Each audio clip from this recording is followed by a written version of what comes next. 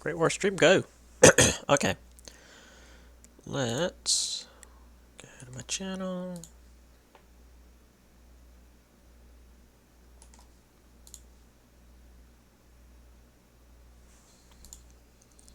Grab that.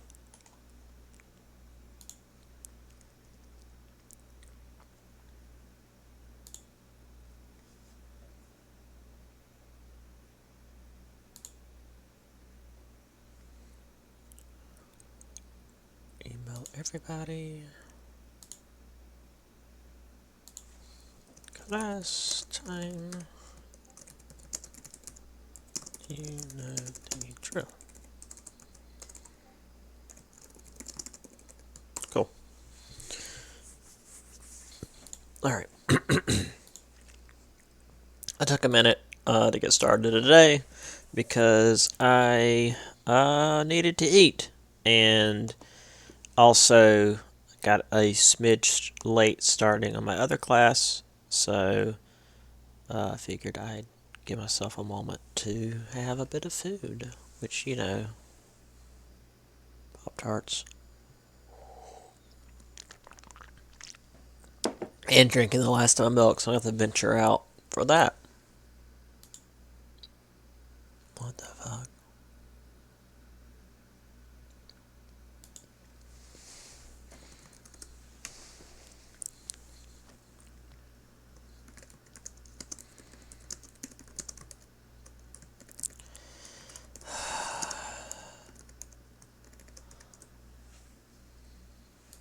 Anyway, Jesus.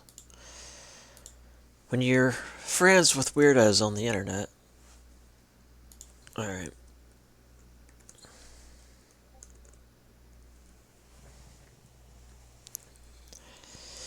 So.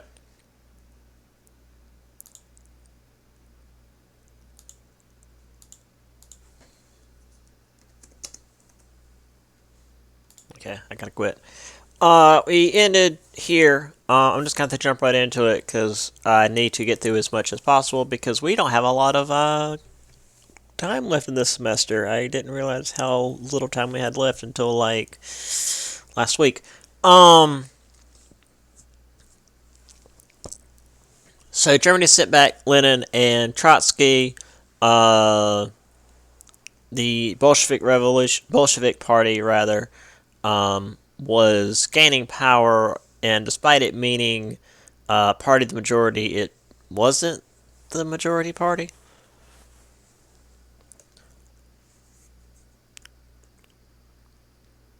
So there's Lenin here. Again, I don't know what Trotsky looks like. This might be him, but I honestly don't know.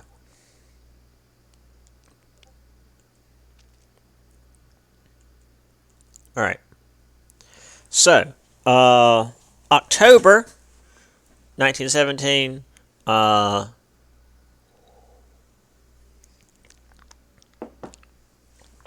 The provisional government, as you remember, led by Alexander Kerensky, was still fighting the war, but was hit with several setbacks. Oh no, I'm really cold after drinking that cold milk. Oh no.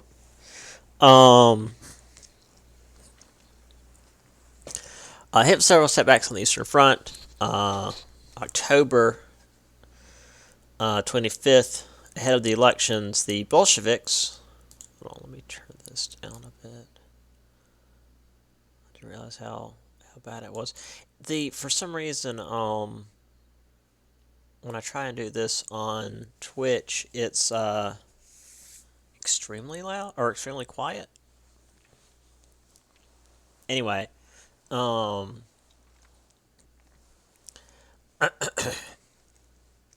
so basically, the Bolsheviks stormed the Winter Palace, seized infrastructure, and took over. Calling themselves now the Soviets, attempted to continue the war themselves because the Treaty of Brest-Litovsk would cut significant portions of Russian land. However, the German offensives proved too much, so they finally agreed but since the Germans lost, they were able to gain back much of this land, including Ukraine. So there they are, storming the Winter Palace. This is a nice fancy pants artist rendition of that event.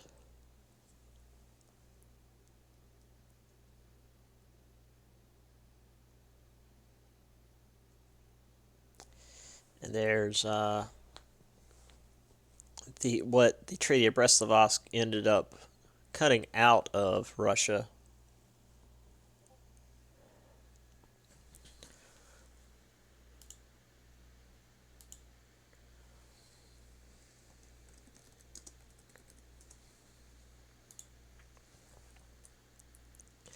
Both for Germany, Austria-Hungary, and then also down there the Ottoman Empire.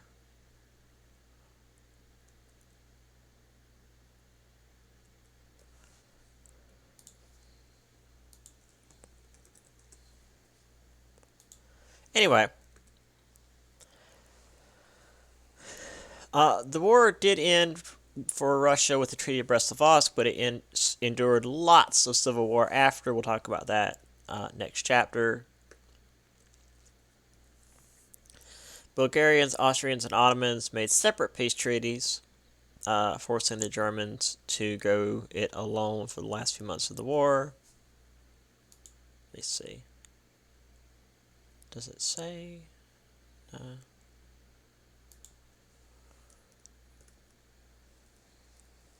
So Germany pulled a final spring offensive, but was finally ground to a halt and then reversed. The Chancellor for Germany brokered a peace, although the generals and the Kaiser never actually admitted defeat. This would become an issue later on. What all looks the same? I'm sorry, I missed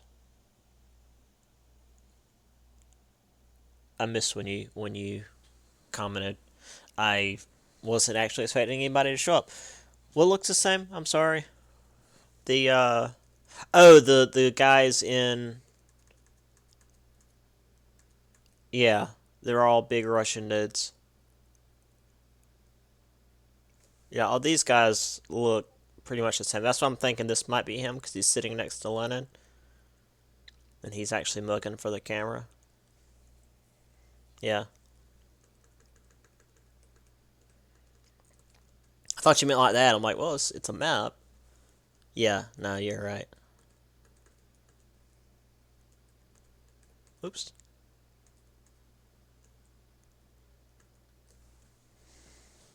So, the generals and the Kaiser not admitting defeat will become an issue later.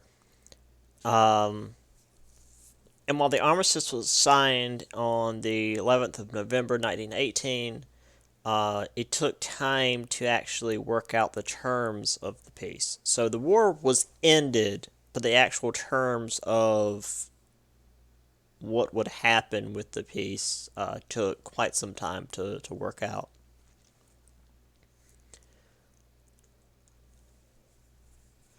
So this was the spring offensive.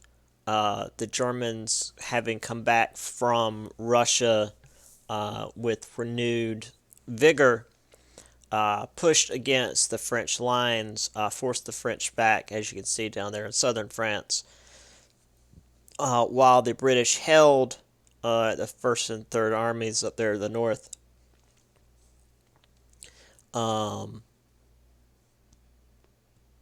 and however, the Germans could not maintain the offensive and eventually were pushed back. But this wasn't like World War II where they had, tanks and bombers and, that level of momentum behind them. It was just a bunch of dudes running across fields with rifles, not even, automatic weapons. Also, it should be mentioned, towards the end of the war, there was a massive influenza outbreak. This could be talked about for at least an entire class, uh, there's a lot of material out there on the Spanish flu. Uh, Again, if we had extra time here towards the end of the semester, I would use a video on it. Uh, but basically, it was a huge influenza outbreak.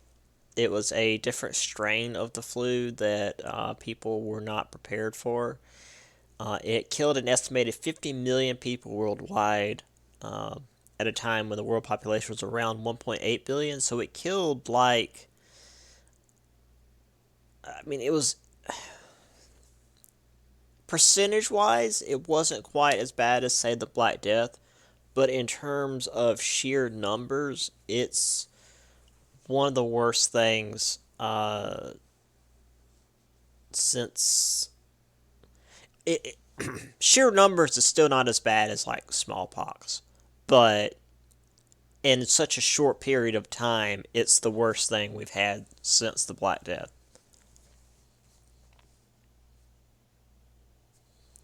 Yes, well, see, that's the thing. That's actually why it's called the Spanish flu. It was called the Spanish flu because Spanish newspapers were the first to report on it because Spain was neutral in the war. Um, the most recent studies on its spread and how it moved around, we believe it actually started in the United States on a military base in Arkansas, I think, um, and then was spread, overseas. Obviously, they wanted to censor the press and not report that, oh, by the way, we have this disease that's absolutely wiping people out. Why don't you enlist for the military and go over there and possibly die of the flu rather than even trying to fight? So, they just ignored all of that. So yeah, it was bad, to say the least. I mean, here in the United States, it killed around 675,000 people. Um, and the thing was, the flu, it's seasonal. It kills a few thousand people a year. I mean, it's not nothing. It kills people. But it's usually, the elderly, those that are immunocompromised. But this killed healthy people. And it hit fast. There were incidents of train cars filled with healthy soldiers, seemingly healthy. There weren't people who were sick and coughing, and they seemed out of place. But by the time the trains arrived where they were going, it was just full of dead bodies. I mean, this thing was incredibly deadly, and it it changed society in a lot of places. Um, in Japan and France as well. A lot of countries, but Japan and France are some places that you can physically see it today. Uh, in France, if you're sick, it's considered polite to wear a face mask, so you won't get other people sick. While in Japan, um, when it's the time of year that sickness is going around, or you're going somewhere where there's a lot of people and you're worried about getting sick, you'll wear a face mask. Um, or if like you're feeling kind of down and your immune system might not be as strong as it could be, you'll wear a face mask. That's why I see it so much in Japan. Not because they're always sick. It's just that it devastated Japan. And since places like Tokyo are so densely packed, um, there's that sort of internal paranoia of we can't do that again. Um, I mean, it completely wiped out some Pacific island nations. Just wiped out everyone on the islands. It was really bad. So yeah, that's the thing about it too. It's been, as you can see, 1918, about 100 years since this happened. Um, and about every 100 years or so, we get a pandemic that changes the way the humans do things. So, uh, here we are talking about it online because we can't be in class. And the thing was, this lasted a couple of years. It would go away during the summer and then would come back stronger during the following fall and winter. Um, and while what we're dealing with right now isn't a flu, COVID 19 isn't a flu, it's closer to the SARS virus. Um, if it does regress during the summer, I hope to God our idiot governments don't go, oh, it's gone. We don't have to worry about it anymore, because it will come back. And it'll probably be stronger, is the thing. Because history and immunology, and that's how things work.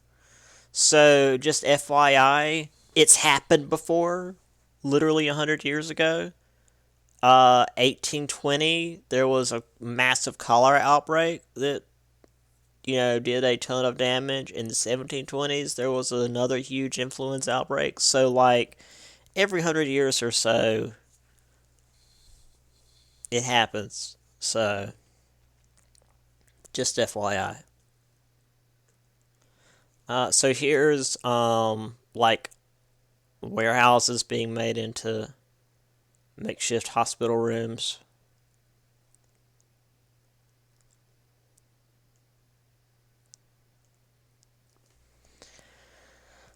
I had a lot more signs like this, but I used most of them for my American history course. Spanish influenza has endangered the prosecution of the war in Europe. There are 1,500 cases in the Navy Yard. 30 deaths have already resulted. Spitting spreads in Spanish influenza. Don't spit. Um,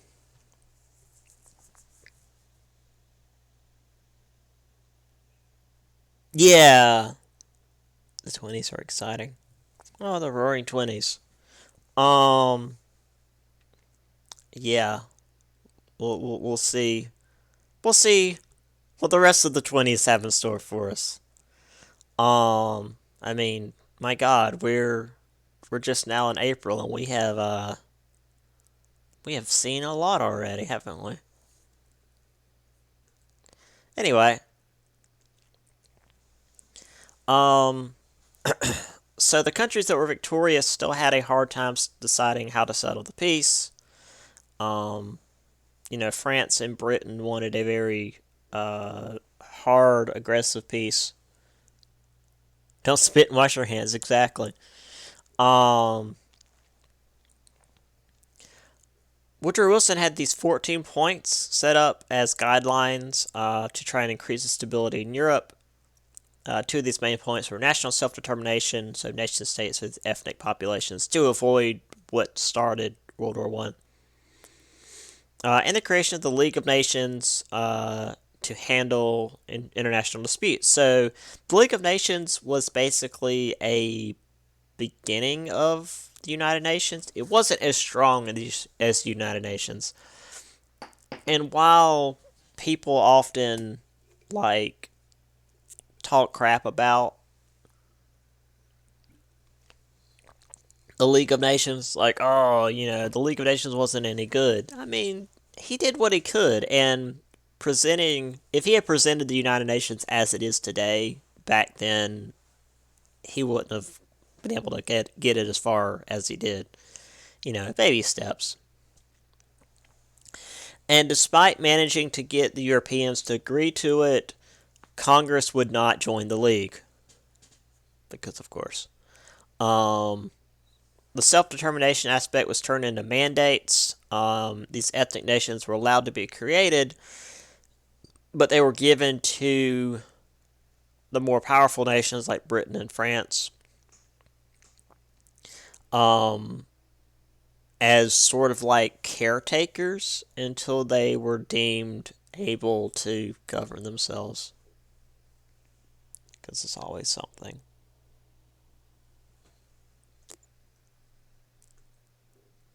So there's his 14 points.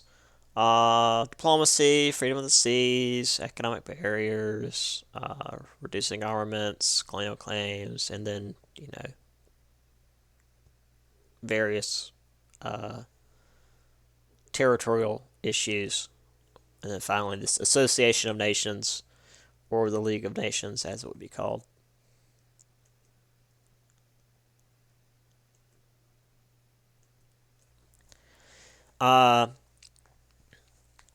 Hungary lost about 2/3 of its territory. Bulgaria lost Yugoslavia, had to reduce its army. The Austrians actually lost so much land that even the socialists within Austria were like, yeah, let's just join Germany. I'll actually show you how reduced Austria becomes. Germany also lost a lot of territory in the Treaty of Versailles. And also had to pay massive war indemnities, reduce the military, and sign the War Guilt Clause, which forced them to agree that Germany caused the war, which caused all sorts of resentment within Germany.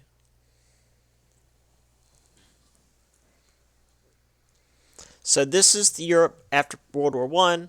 Germany lost obviously this big chunk of land here, a bunch of land here, which went to Poland. I mean, East Prussia is still Germany, but they had to get this land cut out so that Poland could get to the sea. They also lost Alsace and Lorraine here to France because, of course, France wanted Alsace and Lorraine back. And look at Austria. Austria used to be like all of this. Actually, it was Czechoslovakia as well. So it was like all of this. Whoops, I didn't mean to click. And now it's this tiny little baby state. It's nothing.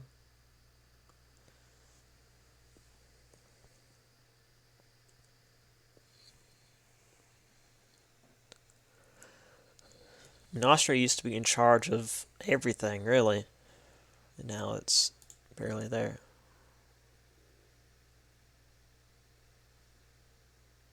Go away.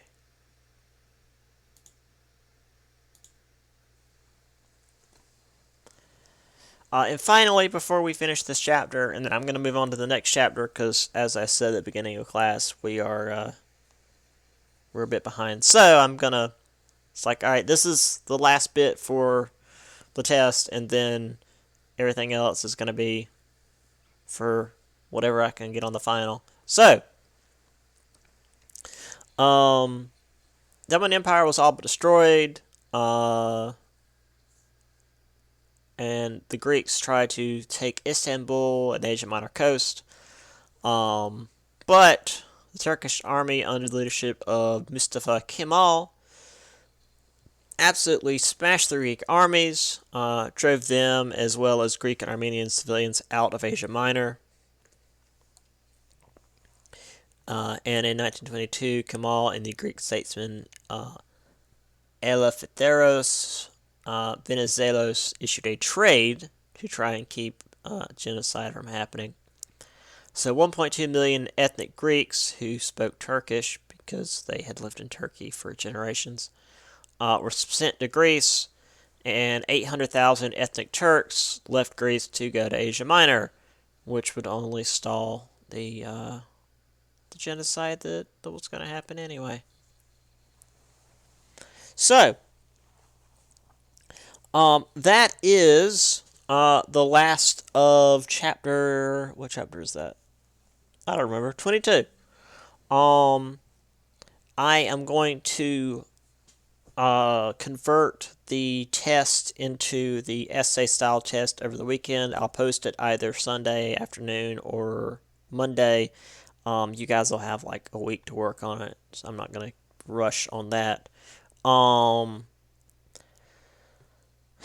I'll do my best to try and get those papers graded as soon as I can and get those grades up. Um, what else? Oh, and again, the second paper is the who you think is responsible for World War One, or just whatever from like Napoleon up to World War Two or Cold War, whatever. Um, so yeah. Um,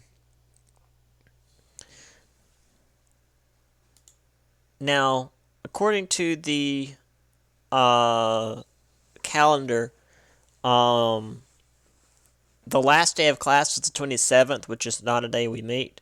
But the 28th is reading day, which is a day for students to like take off and uh, study and do what they need to do.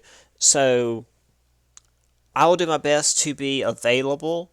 Um, I'll either, just have my email up, or I might, if I can remember, um, like get up and just be on YouTube here and just stream some stupid game. And if you guys have questions, you can just message me like you always do, and I'll respond. I just feel like that's the easiest way to do something live like that. Because if I don't, I'll just be watching videos or like sleeping.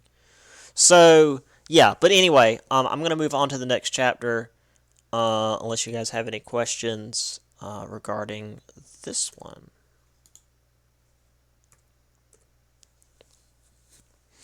All right, move that out the way. Put that up, down there. And war era.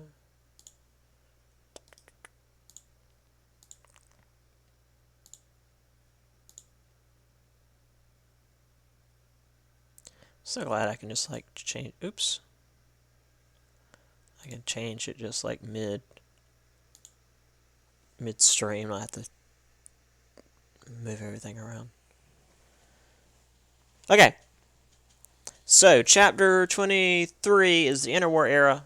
So obviously the period between World War One and World War Two. This is actually a big chapter. And a lot of stuff happened here, so I'm gonna have to get through this as quickly as I can. And as you can see there, the tagline, the subtitle, "Search for Stability." That's the major point here. Um, the theme for everybody, whether they won or lost, was try to find some level of stability after Europe had basically ripped itself apart.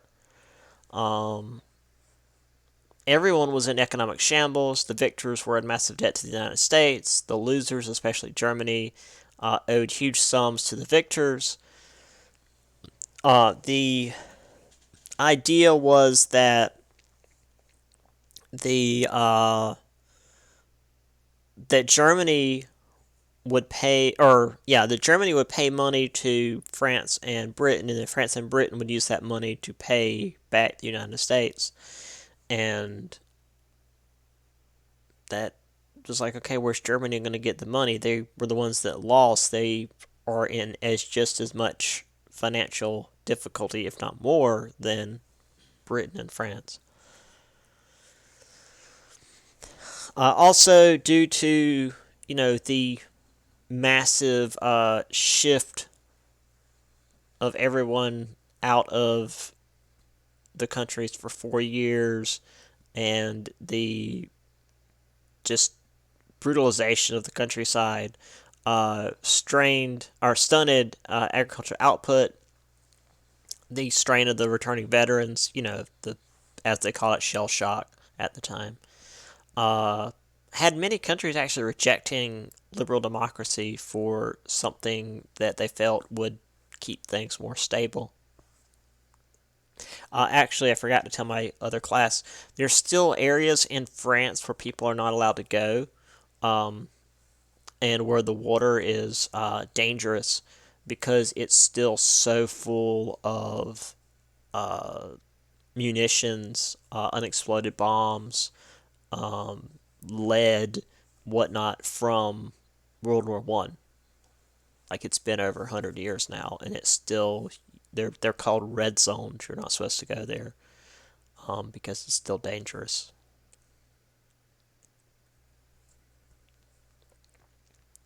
Anyway, these people still instead embrace totalitarianism. Um, they would give up their freedom for this authoritarian rule that would push for faster change and hopefully get them that stability they wanted.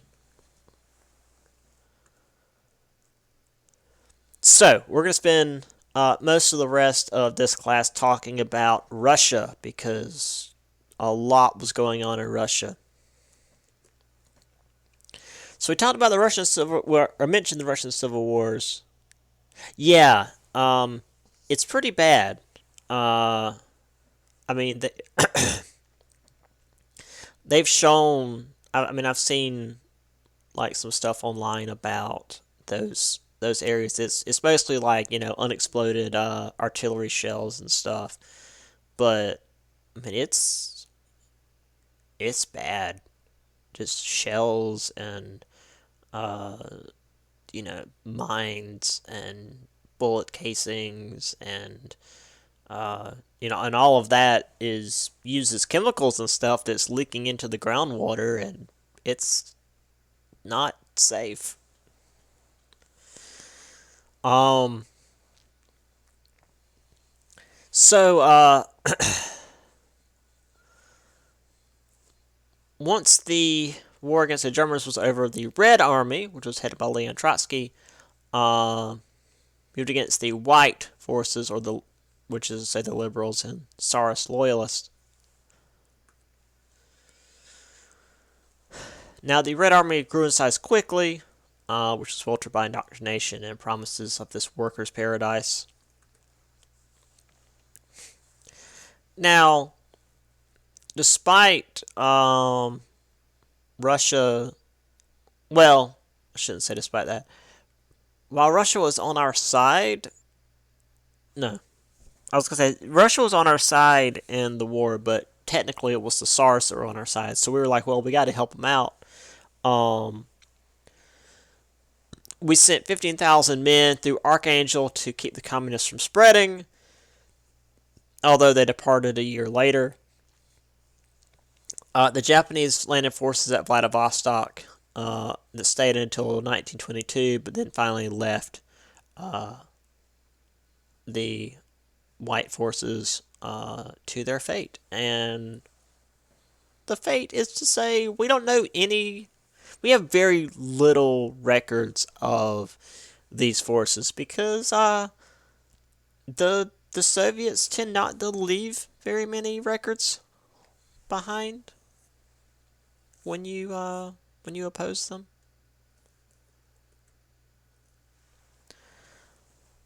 The fighting was particularly brutal in the border regions like Ukraine, Georgia, Azerbaijan, and Siberia. Uh, just to put this into perspective, in World War One, got the here we are.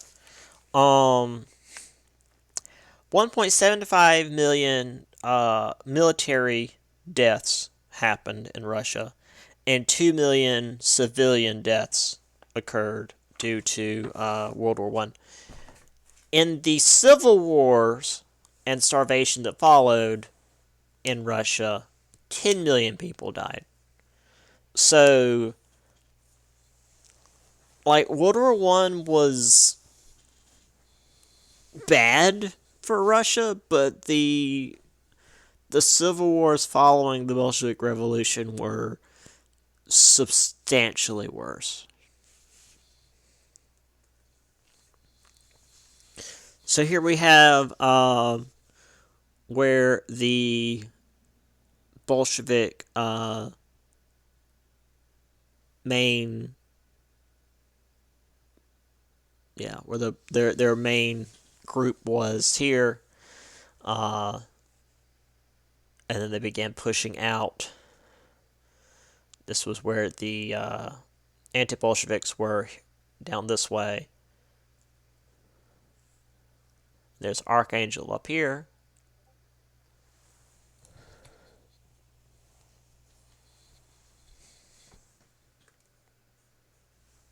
Hold on.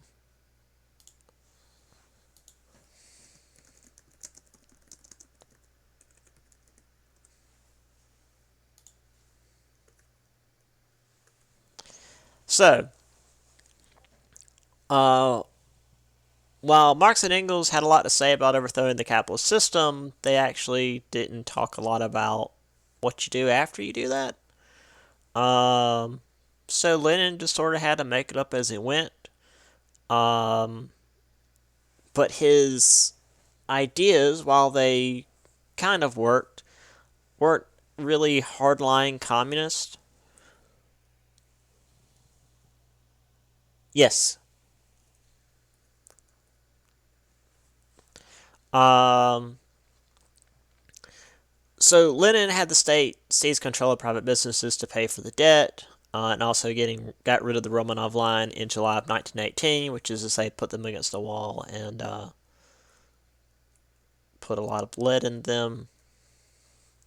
Created a secret police, or the Cheka, the re-education camps, or the gulags in Siberia, which were just sort of continuing what the Tsars did anyway. But if you were considered an enemy of the state, you would disappear.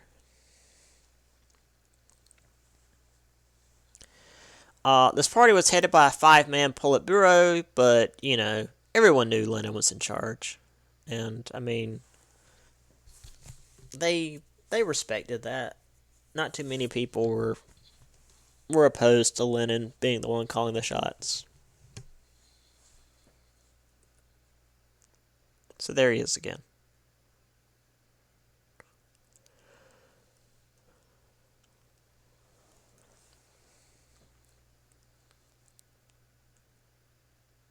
And this is what happens when you disagree.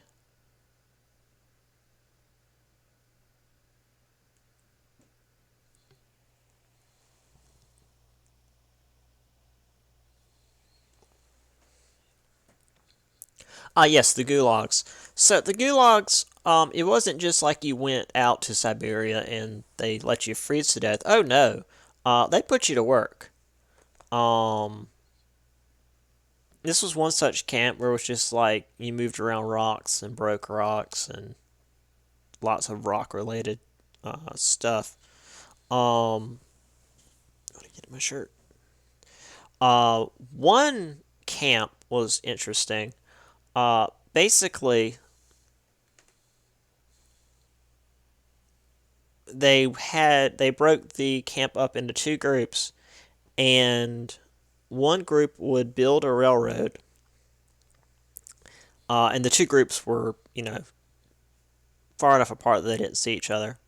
One group would build a railroad, and the other, further back, would pull the railroad up, and then they would transport the parts up to the first group, and they would continue to build the railroad as they were going across, Siberia, and then the group in the back would pull it back up, and it was just like the same stretch of railroad just going across this barren wasteland for no reason other than just to work these people to death. That's what the gulags are. If you ever, I'm sure we've all heard the term gulags, but that's what the gulags really were, was like to work people until they broke, not just, we're going to send you out to the gulag to be in the cold and miserable. It's like, nah, you're gonna work, and you're gonna work a lot.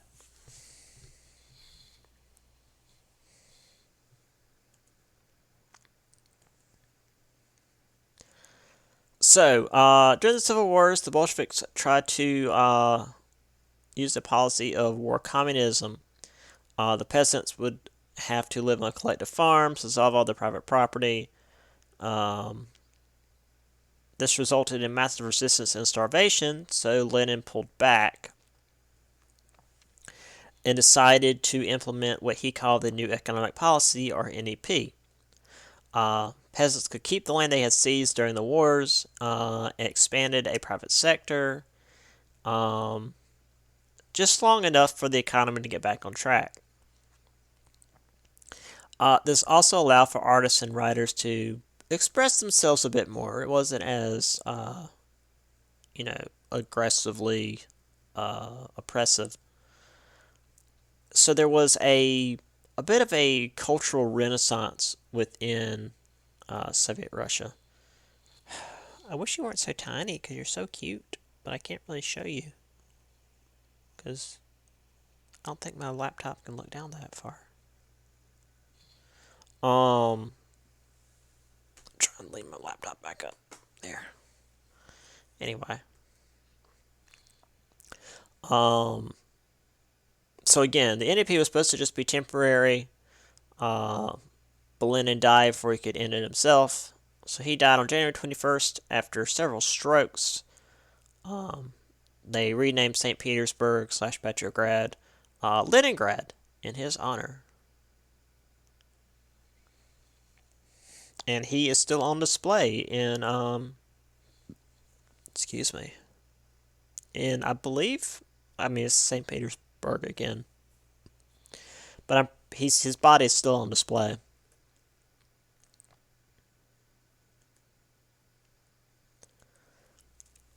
So, of course, after he died, there was a major power struggle for who would become, or who would be in charge. Yosef Vinishvich Dogashvili from Plushy, Georgia, outmaneuvered or purged his rivals to come out on top by 1927. He was a rather brutal man. Now, he had a much simpler name. Joseph Stalin. Stalin means man of steel. And he was pretty talented for a revolutionary. He knew how to organize bank robberies. He knew how to debate the finer points of Marxism. And he also knew how to get away from the Tsarist police forces. He was often in trouble with the Tsarist police forces, which, if you're a good revolutionary, you probably ought to be. He was also very ruthless and totally dedicated to the communist cause, which I guess you also should be. He's also seen as the least favorite among Lenin's potential successors, because Lenin saw him as being a ruthless sort of man that would throw away people's lives, because we're going to get into his body count here in just a minute. Oh. How you doing? So there's Lenin and some lovely propaganda. Oh look, Papa Lenin, he's totally, or Papa Stalin, he's totally not going to murder all these children. Not yet.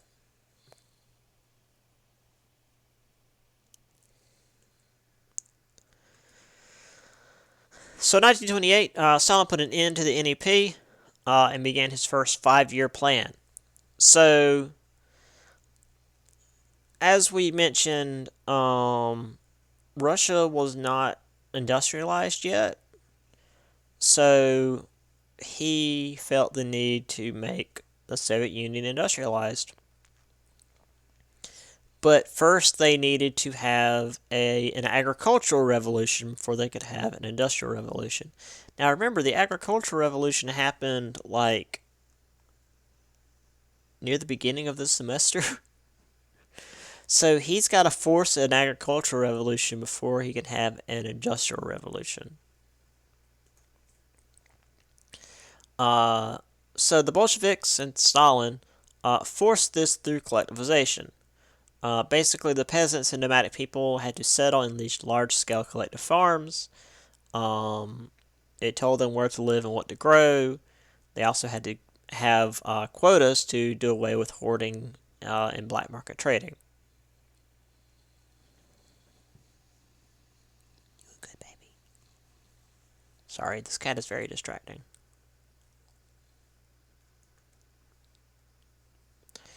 This resulted in 13,000 riots in 1930 alone. um, so Stalin, ever being the good propagandist that he was, proclaimed the party was dizzy with success, and then quietly suspended collectivization for a short time. It's like, oh, we should back off on this.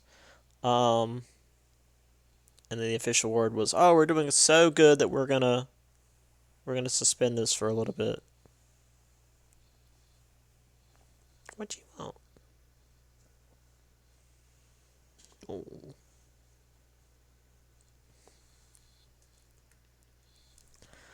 So there's Papa Stalin looking out over these trains and this other marks of industrialization.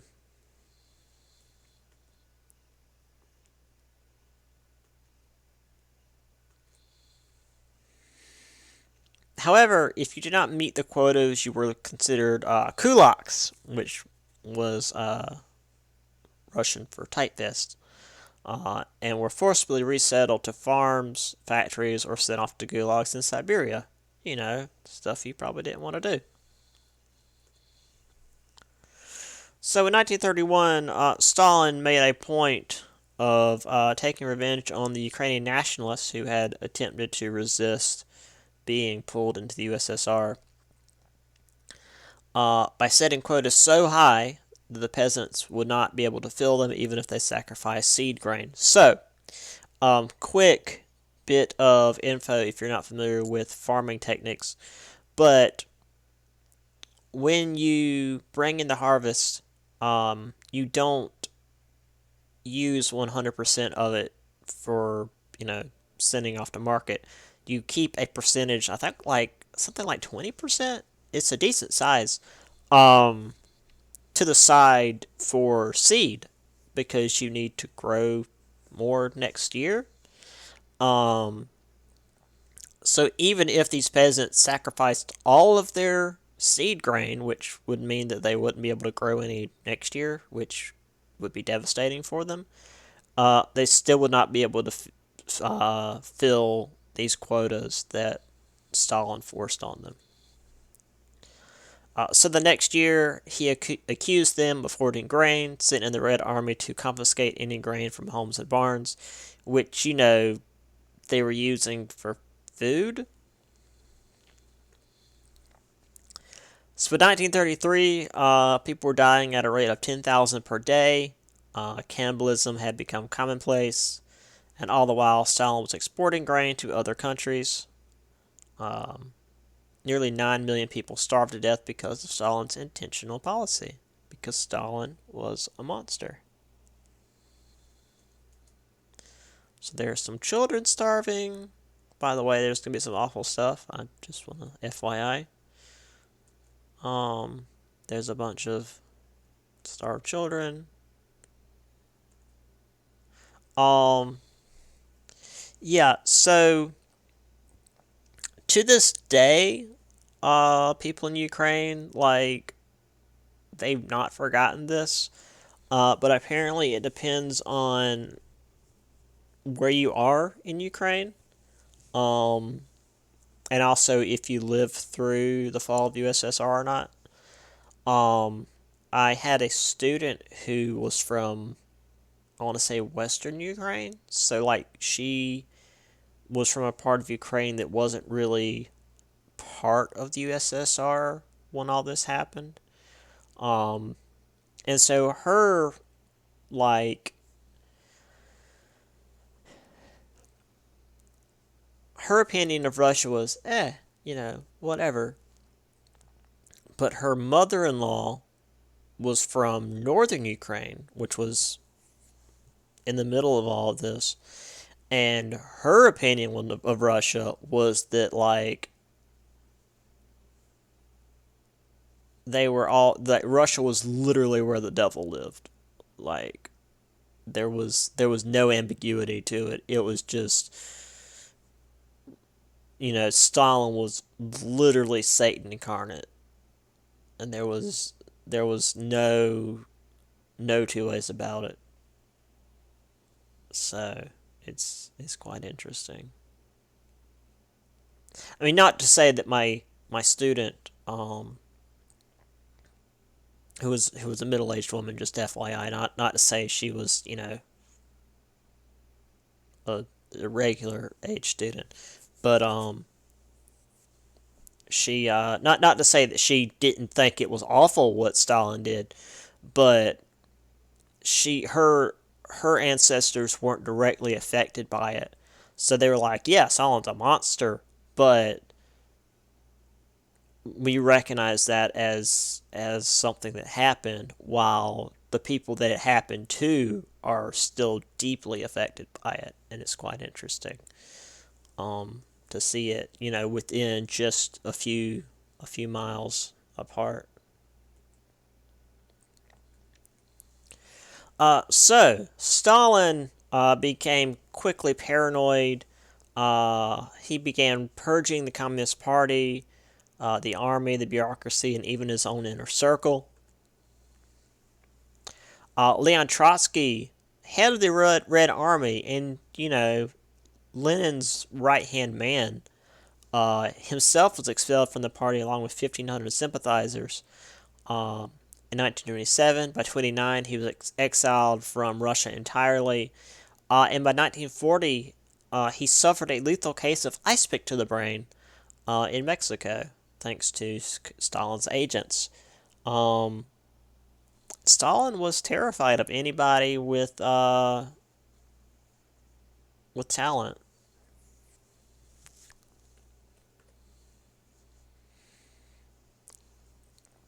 By 1938, 700,000 party members, many of them in the army, had been killed due to Stalin's concern or just anger about their autonomy or lack of loyalty. Uh, and there are estimates that put the number of lives destroyed by Stalin between 14 to 40 million between 1927 and 1953. And notice that number there, that second to last bullet point, is in 38, right before things go bad for Russia in World War II. And many of these people were in the army. That's why things went so poorly immediately for Russia in World War II, because Stalin had been purging the freaking army because he was terrified of his generals having a mind of their own and, being able to do their job.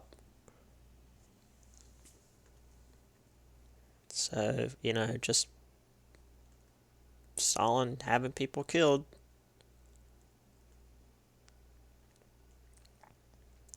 Anyway, it wasn't all awful. A lot of the peasants actually got a little better off working on the collective farms or in the cities. Some access to education. The city dwellers also experienced new technologies, electric lights, movies, railways, that sort of thing. And also, I mean, I guess this is a positive. Do you mind? Um, with all the high officials that were purged, meant that upward mobility was quite possible as long as you're willing to toe the line and give all your loyalty to the party at the expense of neighbors, friends, and family. I should mention that. Yeah, so to be in the party, you had to be loyal, but not show too much initiative because then you might be a threat. And if you were a threat, you'd be in trouble.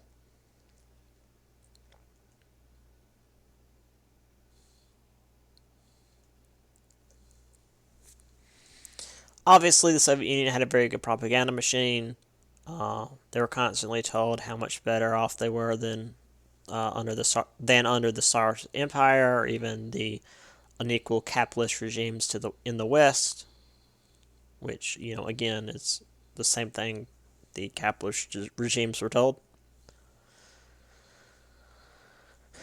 And despite how difficult things were after getting rid of the NEP, um, the Soviets did manage to claim a victory when the Great Depression hit, um, because the uh, Soviet Union was not tied to the capitalist markets and therefore was not affected by the Great Depression. And of course, citizens born after the war and therefore having never known anything but the USSR uh, were further indoctrinated. There was the Communist Youth League, or Komsomol. Children and teenagers were encouraged to watch adults, including their parents, for any sign of disloyalty.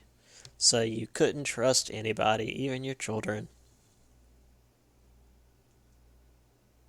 There's some kids, some dudes with mustaches. I said in the first class, I don't think that's a real mustache, but then there's this dude, so I don't know what's going on. Yeah. Also, Stalin didn't trust radios, like broadcast radio waves, so you mostly just get like loudspeakers, you know, in a town.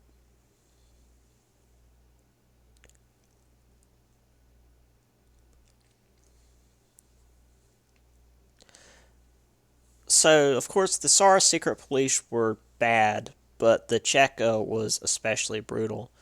Um,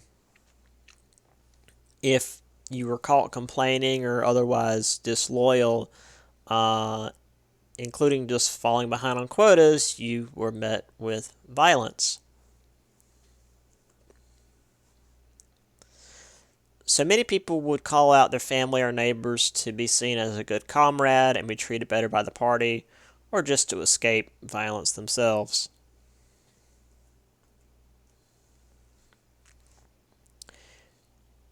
And even those that worked hard and were rewarded, like the coal miner Alexei Stakhanov, who were known as Stakhanovites, were often resented and sometimes attacked by other workers for speeding up production lines.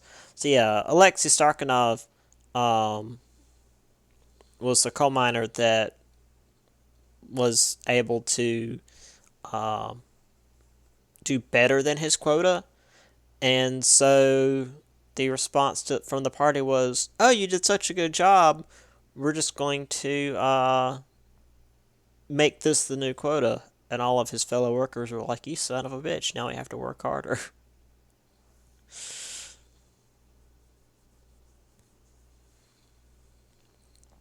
Which is why, there's that uh, stereotype of like the Russian or the Soviet, like everything being shoddy, because if you showed too much initiative, you'd be seen as dangerous, and you would disappear. Um, but also, if you did a lot of good work, that would become the new normal, and everyone would hate you. So it's like you would do just enough work to get by, and that was fine. Okay, so let's talk about France and Britain before we finish up. We still got a little bit of time. Um, so despite both being victors, France and Britain had their own issues: war debts, economic collapse, food shortages, um, and they also had colonial holdings pushing for independence. there was socialist posturing and white right wing movements, but they both avoided outright fascism. We'll briefly mention fascism. We should have time for that at the end of class. There was little support for fascism in Britain, although Winston Churchill was quite conservative and was very visible and vocal. Obviously, he would be the prime minister during the Second World War. France had a large left-wing union, the Popular Front, who did a lot of work to keep the fascist parties out of power entirely. There's old Churchill. Because it should be mentioned, while we think of, communism and capitalism as being opposites, capitalism, or like democracy, is kind of a middle of the road thing. I can't use my right hand, my cat's got it. Fascism is, let's see, where's the right hand side of the screen? I don't even know anymore. Doesn't matter.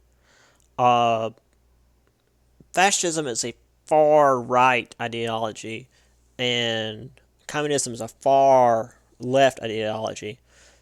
So they hate each other way more than they hate democracy.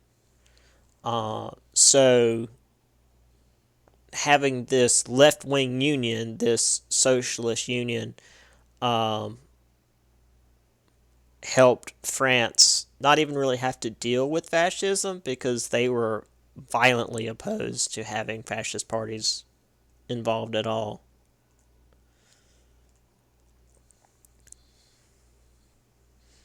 So immediately after the war and during the times of the Great Depression, demonstrations and riots pushed the government to do more about the failings of the free market because, as we might have recently seen, any kind of significant pressure on the market tends to break it. Both countries were wary of outright government seizure of private assets.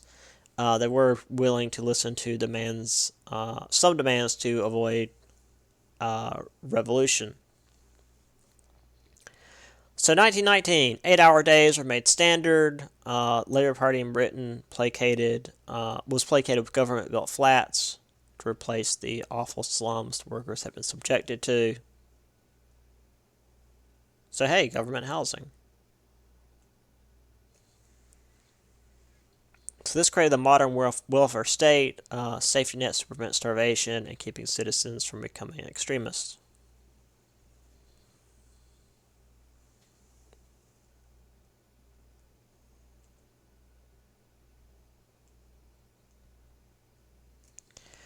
Mandates and colonies both pushed for home rule after the war, especially the colonials who fought and died for their European overlords, like Ireland. Irish nationalists declared their freedom, created the Irish Republican Army. The British, of course, would not have any of it, but this time the Irish were better organized and more willing to really go to any ends rather to get their way. By the end of 1921, the British called a truce. By January of 1922, the Anglo-Irish Treaty created the Irish Free State. However, they did allow any counties to opt out if they wished. The northern 6 Protestant counties opted out, rejoining the United Kingdom as Northern Ireland. So that's why we have Northern Ireland as a separate thing.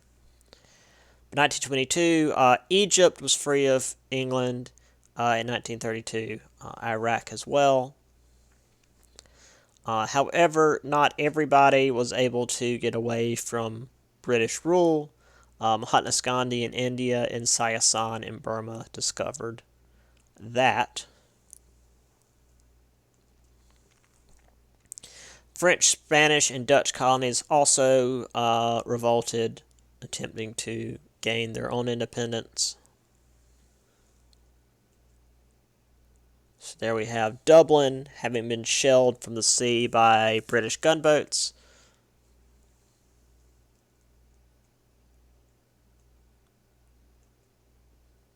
There's the IRA boys.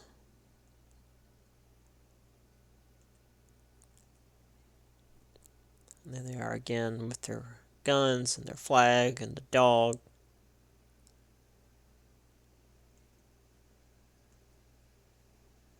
Alright, we'll briefly mention this. So a lot of democracies in this period were looking to military men who served in the war for stability. Some countries willingly gave up their democracies, and others were toppled by force. Some governments were toppled to get rid of corruption and civil strife, like Poland and Spain, while others took on a new authoritarian model, fascism. Fascism was named after the Latin term fascis, which is the bundle of sticks tied around an axe, which is a symbol of authority and power in ancient Rome, by the way. It put authoritarian leaders into power with the support of the masses, so technically it's a legal overthrow of power. It's something that gets voted in when people want stability over freedom.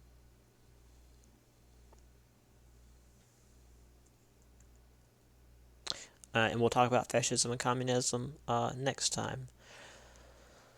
Whew. Okay. So, that is all I can get done today. I will attempt to modify the test over the weekend and get it online Sunday or Monday. And, you guys I'll give you guys like a week to do that. No big rush on it.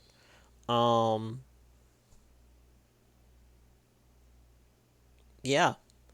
Any questions before we wrap this up? Actually, I think I can. Oh. Yeah.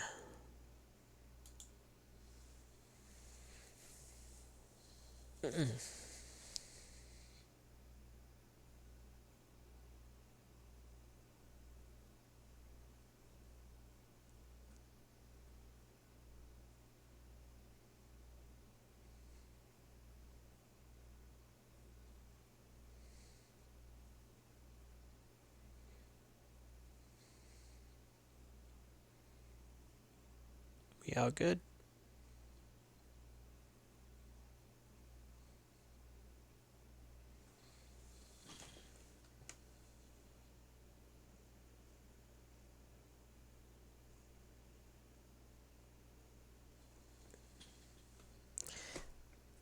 All right.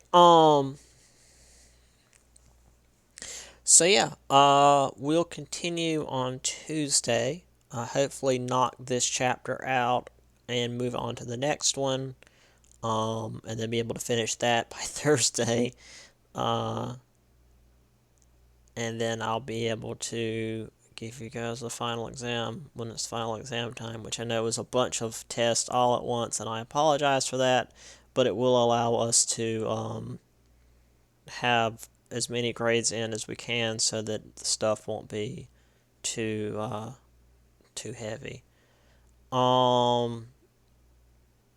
So yeah, and like I said, I'm going to try and do reading day on the 28th, is it? Yeah. The 28th is reading day. So I'm going to find out some way to do that for you guys. If anything, I'll just make sure I keep my email up. Whatever it is that I end up doing that day. So yeah, see you guys next week. Have a good weekend. Stay safe.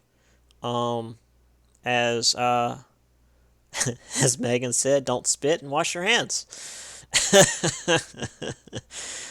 See you guys later. Thanks for showing up. I know it's technically all spring break, as much as that counts right now. Um, and yeah, and thanks for hanging out through this weird semester. Anyway, see y'all next week. Take care. Bye.